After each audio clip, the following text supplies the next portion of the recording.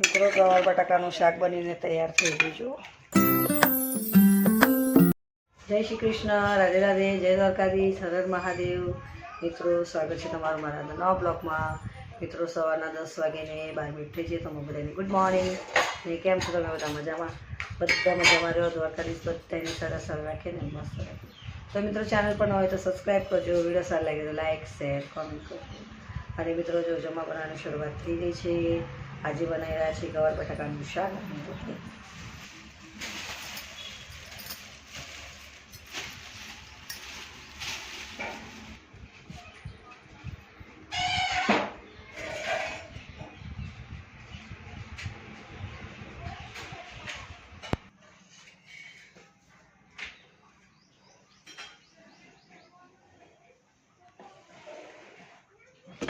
મિત્રો ગવાર બટાકાનું શાક બનીને તૈયાર થઈ ગયું જો।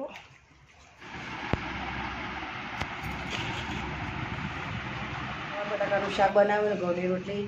તો ચાલો મિત્રો આજ માટે આટલું જ। ચેનલ પર નવા તો સબસ્ક્રાઈબ કરજો, વિડીયો સારા લાગે તો લાઇક શેર કોમેન્ટ કરજો। તો મળે નવા બ્લોગમાં। જય શ્રી કૃષ્ણ, રાધે રાધે, જય દ્વારકાધીશ, હર હર મહાદેવ, બાય બધાને।